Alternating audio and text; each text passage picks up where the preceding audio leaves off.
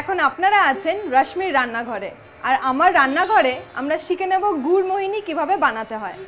আপনাদেরকে শেখানোর জন্য আমার রান্নাঘরে আসছেন শেফ জয়শ্রী গঙ্গোপাধ্যায়।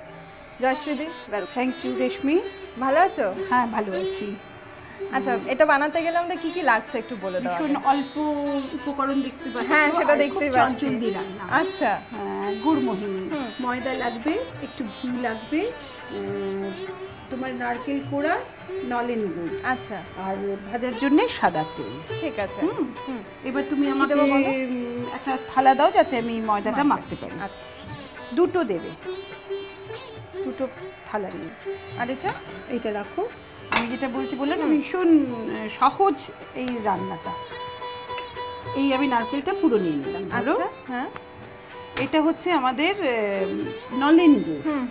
এটা কিন্তু আমি আখের গুড়ে করব না। আচ্ছা, নলেন গুড়ের দেখবে একটা আলাদা পাতলা যে দুধটা এই গুড়টা, সেটা খুব স্বাদু হয়।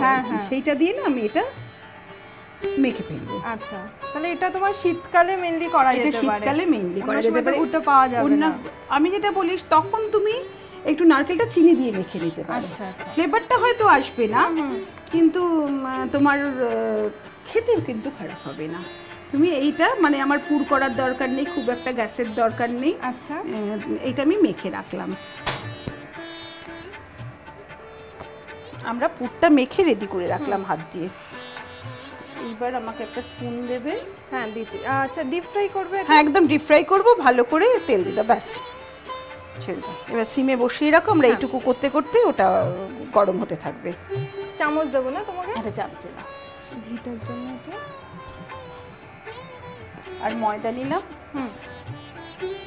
ধরো আমরা এখানে 100 গ্রাম ময়দারই করছি আর কি। আচ্ছা, আর এটারও ময়ানটা একটু ঘি দিয়ে দেবো, আর একটু খাস্তা ময়ান দেবো। আচ্ছা, মানে খাস্তা যাতে মুচমুচে হয়।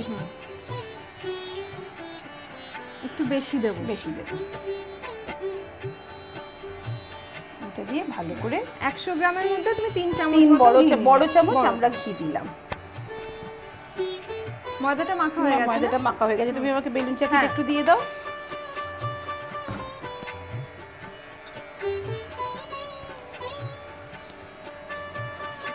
লুচির মতনই আমি লেচি করব। আচ্ছা, তুমি কটা লেচি করে দাও। হ্যাঁ, দিচ্ছি।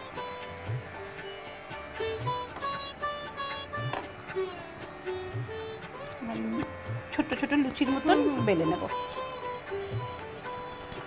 এটা না আসলে জল খাবার হিসেবে ভীষণ ভালো হয়, জানো তো। তুমি যদি একটু টাটকা ভেজে দাও, একটু মৃদু ঠান্ডা হয়ে গেল, তুমি দিয়ে দিলে, কোনো ঝামেলা নেই। নারকেলটা একটু গুড় দিয়ে বা চিনি দিয়ে মেখে নিলে। গুড়ের দিনে তো নলেন গুড়, এটা আসলে নলেন গুড় দিয়ে, কারণ গুড় মোহিনী নামটা যখন।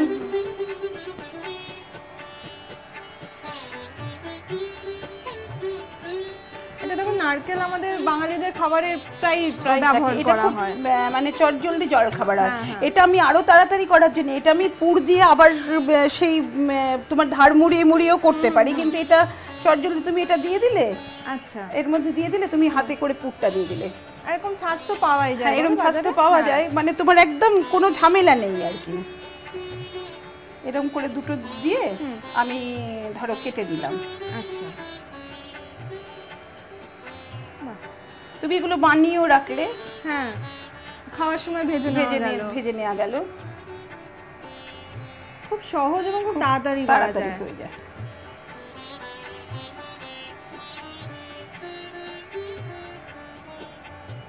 এরকম এটা ছেড়ে দাও আস্তে আস্তে।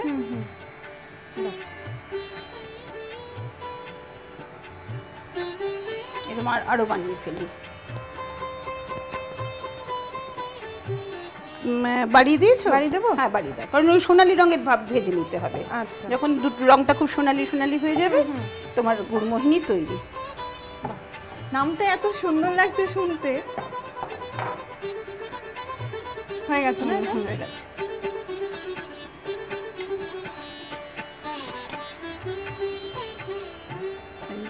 এরকম হলেই হয়ে যায়। আচ্ছা, তবে এই লাল হলেও মুচমুচে খেতে মন্দ লাগে না। আর করব? আমরা দুজন আছি, দুটোতে হয়ে যাবে না? হ্যাঁ, দুটোতে হয়ে যাবে। আর এর মধ্যে তুমি আমাকে আরেকটা চামচে দেবে। হ্যাঁ,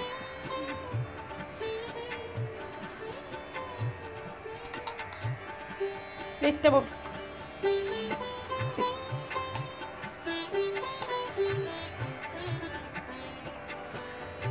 এর উপরে না একটু গুড় ছড়িয়ে একটুখানি এরকম ভাজবে যখন একটু একটু করে গুড় ছড়িয়ে এটা দিয়ে দেবে আর কি। আর তোমার